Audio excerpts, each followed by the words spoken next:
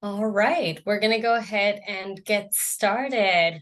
Hi, everyone, and thank you so much for joining us today for the Community Sponsorship Hub and our community conversations. Today, we will be covering private sponsor organizations, also known as PSOs, and private sponsor groups, PSGs. And we want to go ahead and share a little bit about their story. We want to know about their journey and how they made it onto Welcome Corps and into the Welcome Corps team and family. So today you're going to be joining us for a really insightful session, diving into how they became engaged, a discussion with our private sponsor organizations that have been working with us over the past several months, as well as their recruited or engaged private sponsor groups. So you'll get an opportunity to hear from them. Their journey, shed a little bit of light on what inspired them to join Welcome Corps, and share a little bit about how they were inspired to connect with all of us in this event, and in this great new space of refugee resettlement. So I'm going to go ahead and get started with some general housekeeping rules here first. I want to make sure that if any of you have any questions throughout this presentation, please go ahead and engage with us via the chat feature. Go ahead and submit your questions there. We'll either go ahead and type them in and respond to you. Many of us really enjoy chatting, so we'll be chatting and answering some of those questions live. And those of you, you'll also get a lot of links and information about how to connect with us, how to engage with us in other areas that you'll hear about today, and certainly get to meet us at a more personal level. So we'll go ahead and get started, and we'll go ahead and introduce ourselves. Now, one other note to keep is while we're speaking, we're turning off our cameras just so that you can pay attention to those who are speaking at that time. So right now I'm live and I'm viewing each of you and you can see me, but throughout the conversation, others will go ahead and join us on camera. So I'll go ahead and introduce myself now and let others introduce themselves as they come onto camera. So thank you so much. Again, type in any questions that you might have throughout the webinar and we'll go ahead and get started. So my name is Esmeralda Hoskoy, and I am from the Community Sponsorship Hub, and there I am the Associate Director of Support and Oversight.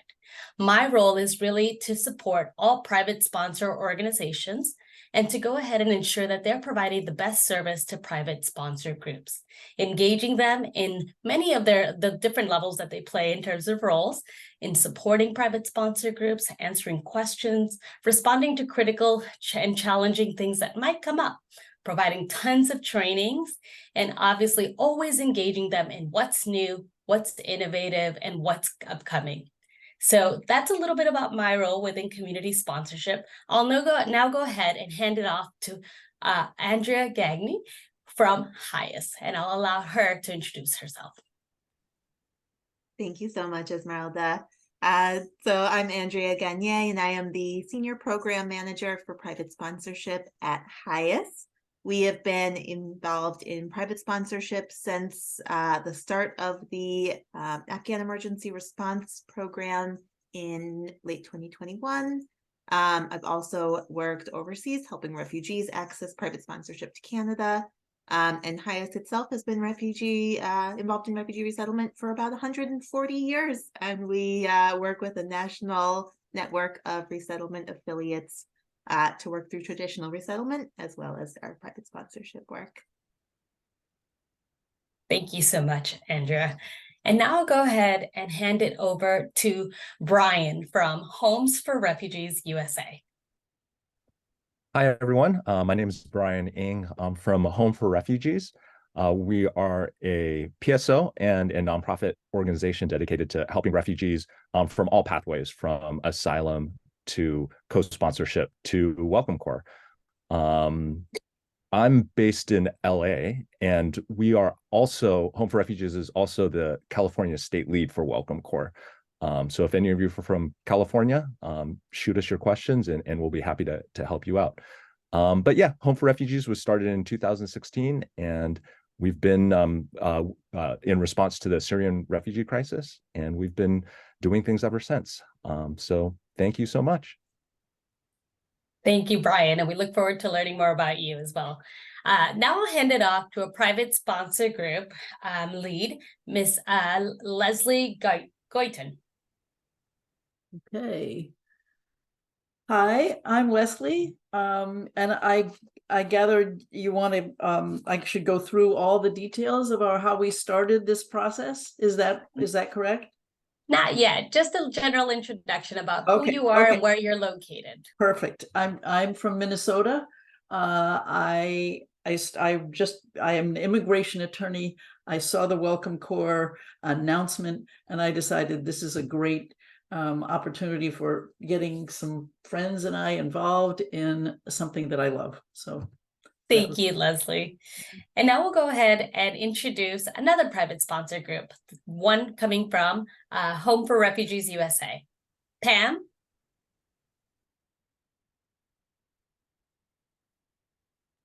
Hi there. I don't know how to get my picture on. Start my video. Okay. Hello, everybody. Thank you for doing this. This is exciting. I first found out about a Welcome Corps by a newspaper article, and we were very excited about it. And I won't tell you the beginning of that, but I'm from San Diego, and we have a group of 5 people dedicated to supporting an African family from a refugee camp. That's what really sold us on it. Thank you, Pam. We'll jump right back into your journey in just a short moment.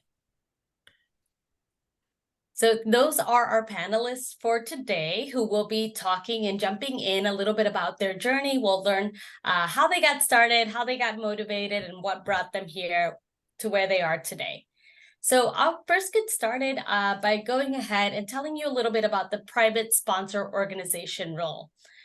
Private sponsor organizations do have to apply to become part of Welcome Corps, and they have certain requirements that they must meet. They must submit a full application, which is then vetted by a team of experts who goes ahead and determines whether this organization is a good fit for Welcome Corps. We then go ahead and undergo this extensive training with each private sponsor organization, where we go ahead and train them on all things Welcome Corps and make sure that they're ready and prepped and have all the resources available so that they can support private sponsor groups. Now, before they even become private sponsor organizations and apply, there's definitely a lot that goes into becoming a private sponsor organization. So we're going to really take it back a little bit before the application submission process. So I'm going to go ahead and start a little bit about these questions for private sponsor organizations. So if I could have Andrea and Brian jump back on camera, we'll go ahead and get started. So, a lot of today's conversation is really about what, not only now you are a PSO and you've undergone a lot of training, you've undergone the application, but we really want to learn when you heard about Welcome Corps, when you first started this Welcome Corps journey, what really, and I'll shoot it off to Andrea first. Andrea is with HIAS, as you heard, and their organization is a national organization. So many of you have heard of HIAS, have likely interacted with them. But why did your organization decide to become a PSO? Would you tell us a little bit about what went into that? Absolutely. So we actually, first, before we were a PSO, were a sponsor circle umbrella organization, which was the initial formulation, the pilot of the pilot, if you will, back in late 2021 when people were, on safe haven military bases, and Afghan civilians needed help getting resettled around the country into safe communities. We, as a resettlement agency, were lifting everything we could to get people settled. But also there was this complementary pathway that was opened up where just regular everyday Americans could sign on to do the same work that resettlement agencies were doing. And we had a lot of people who were really hungry to get involved at that time. And it genuinely felt like the right thing to do. So we decided to jump in. We were the first resettlement agency to sign on to that first phase. And we resettled 131 Afghans through private sponsor groups, at the time, sponsor circle organizations. And then when the Ukraine crisis broke out, we were able to update that model to address the needs of the Ukrainians that were displaced. So when Welcome Corps was announced, when this became an option, it was a no-brainer for us for a few reasons. One reason is because it was just genuinely, it felt like the right thing to do. There were so many people around the world who, every day are waiting for the chance to get referred for resettlement. And we know fewer than 1% of people actually do get that chance. So this opens so many doors for people. It also was pragmatically the right thing to do because it brings in so many more opportunities for people to volunteer. And those volunteers then have the opportunity to take what they've experienced and go out and do advocacy. They can be educational partners, educating other people in their communities about how beneficial refugee resettlement is.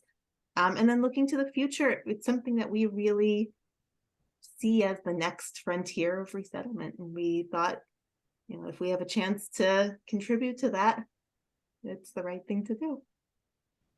Thank you so much. And as a follow-up to that, that you are a large organization representing so many areas in the US and also work internationally. Tell me a little bit about the internal processes. It's wonderful, and I'm so glad that you became a PSO, obviously. But tell us, what type of processes did your organization or thought process did your organization undergo in order to make that final determination? As many know, this is certainly a big role to play and a new role to play. So who were involved, or how did your organization internally finally make this decision to join on? Yeah, I mentioned that it was the right thing to do, but it was also a pragmatic thing to think about. There was a lot of logistics that went into figuring out, first and foremost, what exactly we were proposing, because this is a brand new program. People have not ever done this before. So when we go to our leadership, what are we even proposing that this program look like? There was a lot of time and effort that went into building what that structure would look like, both in terms of our own staffing infrastructure, how many people do we need, what department should this new team sit in, how do we connect into other different departments whose work is implicated in our work. So that was an important thing to think about. Also, how are we supporting our groups? Do we have the resources we need to be able to support private sponsors? In the very beginning, when this was first opening up as a sponsor circle program, there were not a lot of resources that existed yet for the US sponsorship program. Whereas today, people signing on as PSOs have a really big wealth of resources that now has been cultivated, and there's more coming out every day. So that was something to think about, is how are we supporting the people we work with on a technical level? And then, because we are a national resettlement agency, we have an affiliate network to think about. So how are we communicating this to our partners? We know a lot of affiliates are quite nervous about some of these things because we've seen how many people in past forms of private sponsorship have been coming to them for support. So helping them understand what their role is and what the private sponsor's role is and how those things might interact in the correct ways. And when people reach out for help that they aren't responsible to provide, what do they do? How do they divert back to us? So lots of conversations there. And then, of course, board approval is always the most important step. And for that, it's really thinking about funding. There is right now not a lot of funding available for PSOs, and the funding that is available is short term. It's not just necessarily something that has a sustainable built-in funding structure right now. So that is something to think about, is the investment from our organization on the financial side and what that could look like in the future when the temporary funding options do come to an end. So lots of things to go through there. Thank you so much for sharing those insights. And this is definitely, like we mentioned, a big role, a new role, and can be challenging at times, even though there's lots of innovation and lots of opportunities for growth and development, which is very exciting. Thank you so much, Andrea, for sharing that. Now, Brian, we've heard about HIAS's processes. Now, was it the same for Home for Refugees? While they were mentioning sort of a national ground, and you also cover a national space as well, can you tell me about your organization as a local organization? What was the approach to becoming a PSO for you like? Yeah, I mean, in some ways it was similar to Hyas and what Andrea was sharing. Because we were also a sponsor circles organization, umbrella organization, and so we had responded to the Syrian crisis, the Afghan crisis, and I think we were one of the first, or we might have been the first sponsor circles to actually match with an Afghan family, and then going through that experience with walking with groups and teams across the country and locally in Southern California. Yeah, we really saw how great community sponsorship and private sponsorship could be in the U.S. And that was really kind of the, I guess, genesis of Home for Refugees in the first place, was being inspired by the community sponsorship model. So anyways, when Welcome Corps came about, one of our missions is to be involved in all the pathways for refugees to come here. And so it just made sense. Like, we're going to figure out how can we implement Welcome Corps into, our organization, and how can we help, and how can we be a part of this? And so I think, similar to what Andrea was saying as well, though, a big part of the conversation was figuring out, okay, how do we figure out our funding model right here, right? How are we going to be able to make this work? How are we going to implement that? And so I think that was a huge piece to the puzzle, as far as really making the decision to, like, say, oh yeah, let's do Welcome Corps. This is possible. We can do it. But I would say behind that, the driving factor is really, like, our hope was always that private sponsorship or community sponsorship was going to be a reality in the US, on a larger scale. And so when Welcome Corps came about, and that was, what the government is trying to do on a larger scale, I mean, we were super excited about that. Because yeah, we feel like community sponsorship is a great future for resettlement in the US. Thank you so much for sharing that, Brian. Really excited to hear about how you became a PSO in your area. So thank you so much for sharing that. Now, for both of you, you have become PSOs, you have been approved PSOs. What, in terms of becoming a PSO and becoming certified, we just talked about how a PSO applies, a PSO undergoes extensive training, and eventually becomes certified. What happens next? Tell me about your training process and certification process. What was that like for you as an organization? Andrea, we'll start with you first. I'm trying to think back. It's been a little while now. So we, when we, found out that we were being certified, there was, I want to say, 10 different onboarding sessions at the time, and I'm sure it's grown since then.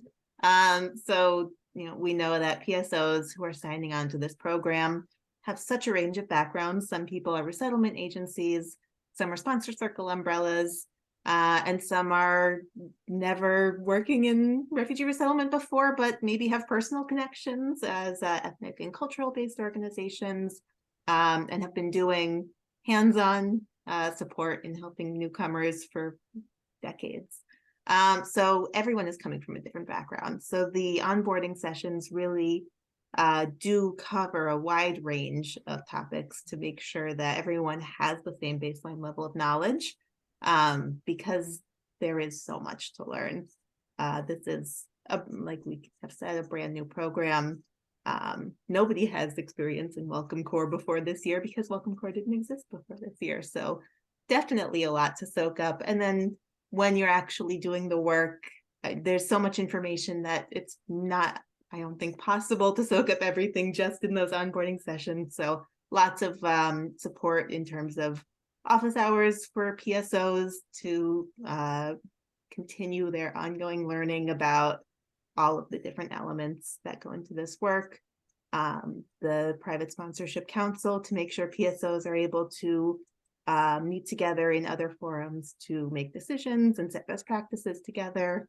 And then, of course, working with the actual PSGs is where the most learning comes into play, because every sponsorship case has something new and unique. It doesn't matter if you've been doing this for 1 week or 10 years, every sponsorship will have a new, unique case that comes up.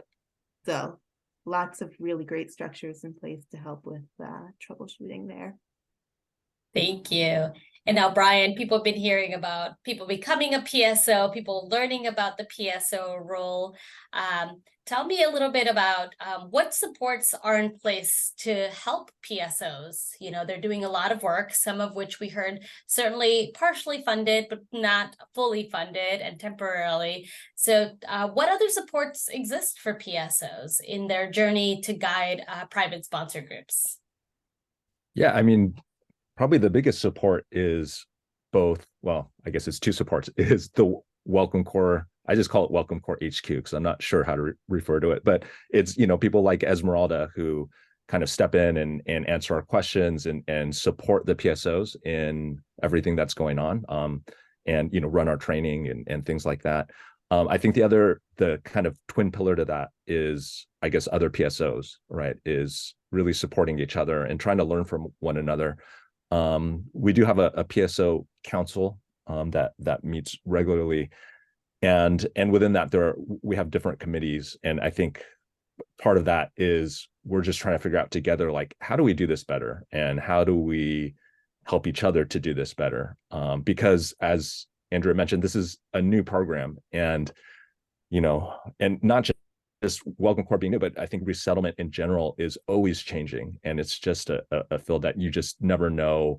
You know, the government might implement a new policy or put out a new memo that changes things like from one week to the next, and so you just never really know what's going to happen. A new crisis breaks out. You know, things going on in Gaza and in Israel. So we don't know how that's going to affect things down the line. And so, you know, we depend on one another to, you know, have insight and offer support and advice. And then we go back, like I said, to Welcome Corps itself and see what answers they have to the questions that we come up with, because there are always questions every day in what we do. Thank you so much, Brian. I really appreciate that, certainly that information. And as we mentioned, PSOs play a really big role here. One of their other roles that they play is mobilization and recruitment. Both organizations that you see here today are in charge of getting out the word about what is Welcome Corps, how to be engaged with it in different areas, and then going aside and setting up presentations so that they can recruit private sponsor groups as they're forming, making sure that they are aware of their responsibilities, of the process, the timeline involved, really being informed and getting the word out to get more private sponsor groups to apply to Welcome Corps. Now, I know that both of your organizations have been working hard on these roles, and today we're joined here by each of you has brought on a private sponsor group that you have engaged with. And private sponsor groups for you audience members today are either recruited and mobilized by either an organization such as the one that you see today, or someone who might have heard about Welcome Corps. They were really excited. They read everything on our website and decided to apply all by themselves, submit an application, and then they are matched with a private sponsor organization based on capacity, based on location, based on a variety of factors. We go ahead and make sure that they are connected to a private sponsor organization, which, as you heard, has already been trained and provides support to the private sponsor groups. So two different roles. So today I'd like Leslie to come on camera, and we're going to go and hear a little bit about Leslie's journey. Leslie, would you tell us a little bit about what, you became a private sponsor group, you and 4 other individuals, possibly more. But tell me, what motivated you? What brought you here? You know, you're here on camera with us, but really, what really was deep within you that said, I must do this, I must apply, I must talk to my community, and we have to engage. Tell me about your story. Well, the way I would put it is the stars were in alignment on this one for me and the group of friends that I tend to spend time with. Right in January, and I think the announcements were like in January for the PSG or the whole program, the private sponsor program. And I was starting to work. I'm an immigration attorney, and I was at the same time thinking about retirement or working on it, but I couldn't quite go there. So this was like, wow, this would be a great thing to do, because I like this field. I like working with immigrants, and I have a lot of friends who are also similarly thinking about retiring, and we could actually do this. So I pitched it at one of our meetings. We have a bicycle group. We actually bike often. So we go out and do activities anyway. And we've been together for a long time. I pitched it and it went over big time. I mean, the whole group. We now have 9 members who joined. We had 5 initially, and then it just expanded with other people saying, yes, I'm on board, I want to be on board. And every single one has stuck with it and has taken on a task, and they're all involved. Right, even today, right now, somebody's going out, because we have not received our family yet, but they're out getting a mattress first so that we'll have the housing ready when the family arrives. So, I mean, I can go on, but did you have a question there? Yes, I wanted to know a little bit, you gathered your troops, you went ahead and engaged with your community. What was the application process like for you prior to certification? Well, that's very good, because the first thing was we had to all get involved in the training. So, Welcome Corps obviously has a lot of good training, and they wanted people to go through that. At least certain people had to actually have a certificate showing they were trained. And so most of our people did go through all of that training. I mean, I think it felt long at the time. It was interesting. We all engaged in it. So that was sort of our first step.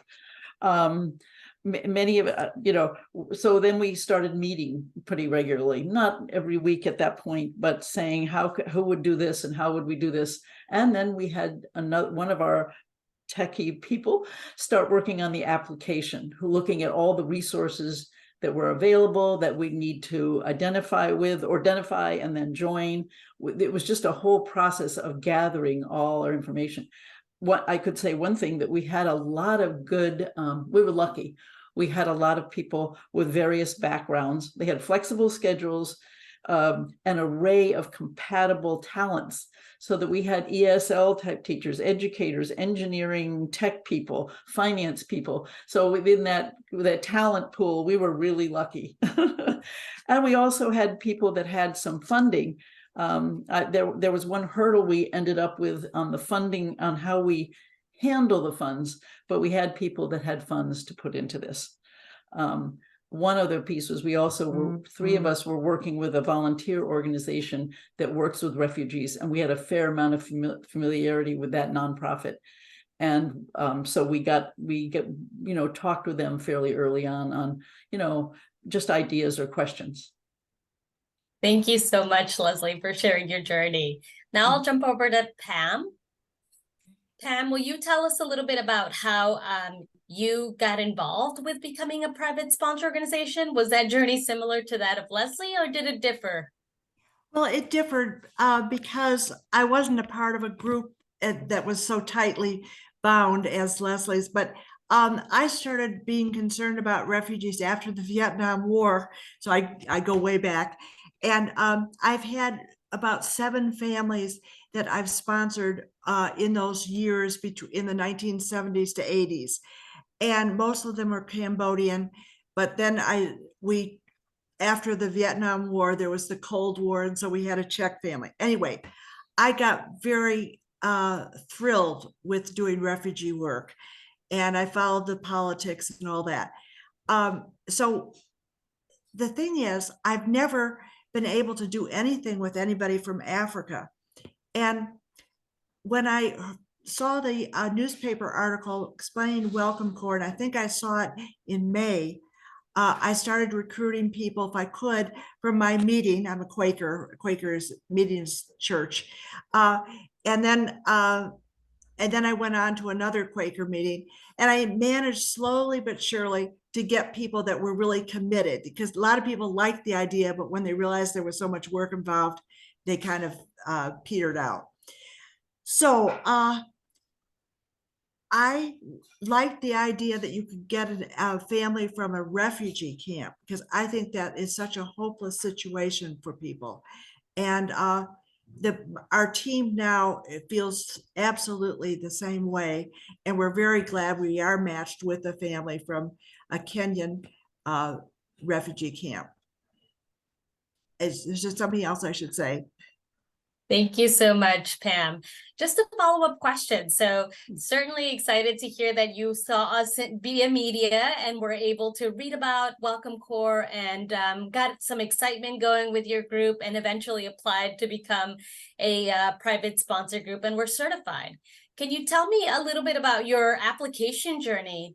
Was this something that you found challenging? Was it something that, similar to Leslie's group where you had lots of different people involved in completing the application? Tell me about your process there. Well, we only have 5 in our PSG, and we're not particularly qualified to do this, like Leslie's group sounds like she is. But we just shared the work, and the application process was hard because we were new to it. I had done my work in Washington, D.C. in the years past, and then I have an Afghan refugee family too. But so we really had to really work at it. We didn't know the welfare system, anything that we should have known perhaps, but we got through it. And our only wish is that we could have talked to somebody from Welcome Corps, and I didn't realize it would be a whole process online, only online. And so that made it difficult for us, but I'm not complaining. We're so happy to do it. That's just what we want to do. And we got through it, making some mistakes on the application, but we got through it. We're ready to go now. Thank you so much, Pam, for sharing that. Now, I know you said, we don't feel like experts and like we're ready to do this, but I think one of the biggest misconceptions is that you have to be some type of professional to do this job. We really first and foremost look for a desire from our community. Is the community willing to welcome somebody? And that passion was clearly in you and your group. So we're so thankful for your participation in this program. A lot of our work is remote and is technologically, in terms of innovation, very advanced. There's really everything is conducted online. So we understand that may be challenging for some groups, but we go ahead and provide that support. And in order to reach capacity, we do try to instill as much electronic processing as possible when it comes to our application portal and other documents and online training and modules. So that very much is a part of the private sponsor group experience. Thank you for sharing that challenge with us, Pam, because we completely understand and want to work towards that. One of the other items that we want to go ahead and touch base with is really post private sponsor group application.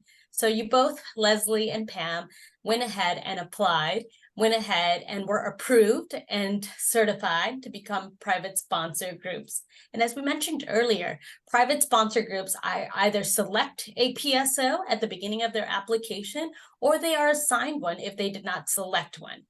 So how did the connection go? I mean, here we are with your respective private sponsor organization. What is that relationship like? Can you tell me a little bit about the connection that you've made with your private sponsor organization? We'll go ahead and start with Pam. Oh, well, we were so grateful to have Brian and to be able to ask him questions and everything, and he's answered everything beautifully. Yeah, that's what we missed before. And I didn't know that we were supposed to pick out our PSO first. I put it in the application, but you see, that's a little bit how we're kind of ignorant about things. And so we make mistakes, but we're delighted with Brian. Yeah, he's great. Thank you so much. Leslie? Yeah, what happened with us was we have this connection to another nonprofit, and that the person who directs that said, and this is about the time the first family arrived in Minnesota. So there was a PSG in another part of Minnesota that worked with HIAS, and a family arrived. Then we started learning about HIAS. Another member had an an experience, I'd say, trying to bring a Ukrainian family that was a little frustrating. We learned about HIAS and we decided that this was the way to go. And we've been thrilled ever since. So we just started with HIAS fairly early on. And once our tech people got the application, I have to say, we had a great, Pamela, I would be so trapped myself if I didn't have this help. So we have a number of people, but one who really put the gist of our application together, and we went back and forth a little bit. But once we got that together, HIAS looked it over, they helped us decide maybe what we should change, and then we submitted it. So we were very happy to have their involvement early on. And I must ask, how often do each of you connect with your private sponsor organization? Is it a set timeline? Is it ongoing? Is it every time you have a question? What's the communication like? Well, for us, I know that we just said we did so fairly soon after we were matched. We definitely had a Zoom meeting with the main person at HIAS that we've been working with, and we have been now in communications with Andrea and with this other person on a regular basis. I mean, we send questions probably every day or two. There are so many questions, especially as we start to really get into the process of, wow, exactly what do we need to have in place when this family arrives? And we were matched in late August, and we received the match in early October. We were certified in August, and so we've just been kind of trying to get ourselves together to make sure we have everything in place. Wonderful, wonderful to hear. And Pam, is that the same for you as well? Yes, once we got attached to Brian, we started having a Zoom almost every week. But I think we overdid it, poor Brian. And now we're down to, I don't know, every 2 to 3 weeks, we'll see. But it's working out fine. I can as the coordinator, I can contact Brian, I know, anytime I want to, but that's how often we've had group meetings with Brian, about every other week or so, especially once we got matched. I want to mention just this is a little sidebar just for a minute, because our group, one of the hurdles we faced was if we could make our contributions into a nonprofit so we would work with a nonprofit. And I mention this only because if people are listening and want to understand how that goes, HIAS helped by linking us up with another PSG who had gone through their nonprofit or church organization and were able to make their contributions for this project, tax deductible. We had people with donor advised funds or whatever they wanted. We could put more funds into it if we could find it's called a fiscal sponsor. So I just mentioned that because that may be an issue that people face, and it was very helpful to have a Zoom call with another PSG who had faced that same issue. That would be helpful. And I must say that we had one person who did a really super job with fundraising, and we did have a GoFundMe page. So we raised our money, and we've had our furniture in our garage for about a month or two. So we're all ready to go, but I don't know when the delivery is going to happen. Yeah.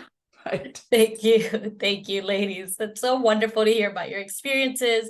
Obviously, some challenges along the way, but so excited once again for your participation in Welcome Corps and in the program as a whole. But Leslie, thank you so much. And that's one of the things that we want to stress for Welcome Corps.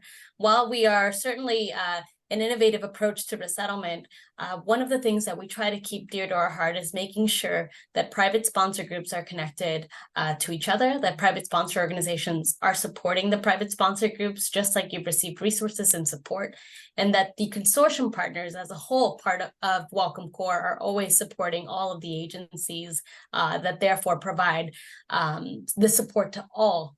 So we're so excited that you're all connected, and we continue to find ways to connect you either to each other or, again, as you heard earlier from Brian, connecting from peer-to-peer, private sponsor organizations to private sponsor organizations, and then PSGs to PSGs. So thank you so much for sharing that unique experience, Leslie. And now we're going to go ahead and we really want to have space and leave some room for our attendees to ask any questions about either A, the role of the private sponsor organization and the role that they play in supporting private sponsor groups, or any questions that you might have about becoming a private sponsor group, any specific challenge. So really excited to see any questions come either through the Q&A to go ahead and answer that. And I know there's been a lot of questions posted on the chat here about phase 2. Right now, phase 2 has not yet been announced. We have very limited information at this moment about phase 2, but we do know that it's going to launch prior to the end of 2023. So please, for any of you who are on the call today, who are interested in learning more about phase 2, please sign up. There is a link that we'll post here on the chat. Anybody who is interested in having a private sponsor group, name them. Can go ahead and sign up for those newsletters. The newsletter will be the key point in which individuals will be connected when this launches. So please go ahead and register, type in your name, your email, and then there's a drop-down bar where you can select, I am interested in naming. And in there, you will go ahead and be among the first to receive the information as soon as it flows out to the general public. So please, we'll go ahead and put that up on the newsletter. It's already been posted. Click that link. Again, anyone interested in phase 2, that's where you should get sign up for that information and news update. All right, so we'll go ahead and see if there's any questions in the chat. One moment as we go ahead and answer this. All right, the first question here is for Brian. Brian, you mentioned the PSO Council. Tell us a little bit more about that. What is the council, and is it a national level council? Yeah, so the PSO Council is a national council. It's not California based at all. And so it's representatives from the various PSOs that come together to kind of plot direction, to talk about how things are going, and to really work on resourcing one another and figuring out the future of the program as we kind of go along. So so it is a national organization, and if you are a PSO, you will get a chance to be a part of it as well. And Andrew, anything else that you'd like to add about the council?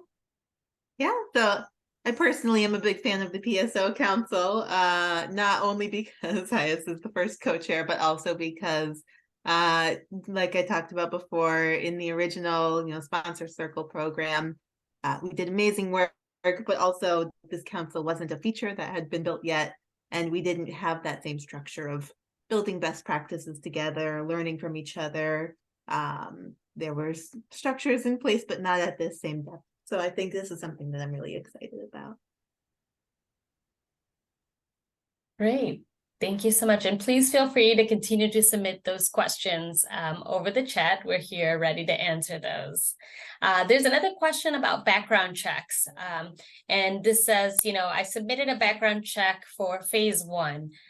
Should I do it again for naming? Unfortunately, again, we don't have information yet published on naming, so we're not able to answer that specifically. However, background checks do expire. So we do want to make sure that individuals who are applying to become private sponsor groups submit the appropriate timed background check. Background checks under our organization only last for 2 years. So we want to make sure that individuals are continuously supplying those during that timeline. And again, this is all information for phase 1 matching.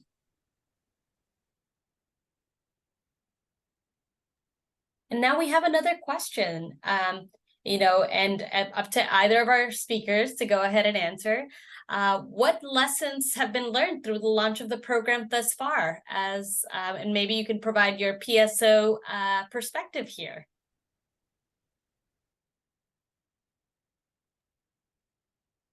All right, I have a few that come to mind. I'm sure that there's probably enough that I could talk for an hour on it if I had the time to think. But what comes to mind initially is we really are finding that this is a program that, yes, it's hard work. yes, it is a time commitment, it's a financial commitment, but it is also very doable. And I'm not just talking about at the PSO level, but at the PSG level. It takes, resourcefulness, it takes, organization, it takes a village, but it's very doable and it's a really rewarding experience. I find that the more time that goes into planning on the front end, the better prepared groups are later on down the line to adjust and be flexible when the unexpected comes up, because the one thing you can always expect is that there's something unexpected. We are really seeing that the long-term friendships are important. It's a 90-day commitment. In terms of the official program dates, we always tell groups, plan to be involved at least 6 months as a friend and informal mentor. But to be honest, groups stay involved longer than that as friends. We have people who have been working with Afghan newcomers for 2 years now who still come to our office hours just because they want to share that someone just got asylum and they're so excited. So it's really a long-term friendship that's being formed. It's hard in the beginning. The first, especially the first 30 days, I'm going to say, are a whirlwind, and you don't know if you're going to come up for air anytime soon. But it's something really special being back on. And out to you, Brian. Any special lesson learned to date? I mean, yeah, like Andrea said, there's like so many. It's always hard to like really narrow them down. I would say to any organizations that are thinking about becoming PSOs, I guess the two biggest things are really thinking through your funding sources and just making sure that, like, okay, can we really do this? And there's a lot of thinking that and planning that goes into that. So yeah, so that would be one thing. And kind of what goes hand in hand is that there definitely is a time commitment for becoming a PSO, as far as the training and the manpower, and even just like meetings and commitments afterwards as well. So those are just things that you want to be sure as an organization that you've kind of thought through and planned out. And I'm sure any PSO would be happy and willing to talk with you more if you have questions about that and kind of how we went through that process. I would say for PSGs though, oh man, there's so many lessons. I think the biggest thing, and I tell this to our PSGs, is like, you want to go in person to these things. So social services, like, you go in person to help with job stuff. You want to go in person, like, because there's the modern technology makes it really easy to just like send an email or a text or even make a phone call sometimes. A lot of times things get done, even though it takes more time, like to actually go somewhere, things get finished a lot faster and get accomplished a lot faster. So I would just say, be prepared to go in person. And you're going to experience firsthand what it's like to be, or at least to walk with a refugee in the US and to see what that system is like. And yeah, and hopefully it will give you some inspiration to be a part of helping to change some of those things too. So yeah. Now I'll head over to Leslie. Leslie, just we're nearing end time here, but tell me, any lessons learned in your journey to becoming a PSG? I think I just learned how much is required to resettle a refugee family. The number of tasks and things you need in place. I mean, you gradually learn more and more and more as you dig deeper and deeper, but it's like, wow, I'm so glad I have a number, people that are able to do this. I don't know if I was working full-time or all of our staff, all of our members were working full-time, it would be really difficult. And I like, I mean, just lately, the hard thing, we have a Google Drive and we share documents on a Google Drive, which seems to work. It took us a while to get that up and running, and just sharing information, even though we meet regularly, is a task to figure out. That coordination, that communication is all something we're all learning a lot about. Hopefully we're learning all the things that would be really helpful for our family. I think the idea of going in person I'm drilling down on the services we're going to need to provide. I mean, getting people signed up for MFIP or whatever the base that we call it MFIP, Medicaid, whatever those are. I'm learning, making sure I get that down. But going in person is an idea that I think is probably really a good one. So thank you. Yeah. Thank you so much. And we've got another question here in the chat. Here, one moment. And it's, how do you become a PSO in Indiana? So if anyone is interested in becoming a PSO, the process is really, we really just want you to read through the private sponsor organizations, roles and responsibilities. At the end of that PDF document, which we can post in the chat here, we then go ahead and schedule a PSO orientation and application support session. It's a 1-hour session where you could come and ask any questions about the role, about documents that you have to submit. We review the application in depth, and you do get an opportunity to speak to a person, a representative of Community Sponsorship Hub, to talk through any support you might need in submitting that application. After that, you're scheduled for a call to determine whether or not it's a good fit for you to become a PSO based on all the questions that you have submitted. And usually the timeline from application to becoming an approved PSO varies by PSO. Some organizations really want some time to go back, again, as you heard from our PSOs today, to connect with their board, to talk through troubleshooting, to talk about financial commitment and time commitment. But after those questions and after an in-depth assessment, a outcome is provided, whether that is an organization might be approved, might be denied, or an organization might be encouraged to do something a little bit different. We have other roles at Welcome Corps, such as becoming a Welcome Corps ambassador, or becoming a Welcome Corps private sponsor group. Some organizations that have applied decided that they first want to experience the private sponsor group line of work first, and then dive into becoming a PSO. So there's definitely a lot of different opportunities for individuals to engage there. All right, so we only have 4 minutes here, but if anybody has any other questions, again, we'll go ahead and place them on the chat. Oh, Pam has some feedback. Go ahead, Pam. You're on mute, Pam, sorry. One thing that, a little problem that we had was that we were contacted, and we actually contacted other sponsoring groups trying to get information, verbally and on the phone and things like that. And in that process, we discovered that there were some sponsoring groups locally, well, I would call them resettlement agencies locally, that knew a lot about our local problems. And one in particular tried to entice us to go with them and not with Welcome Corps. And so that was a little bit of a problem. We had to decide what to do.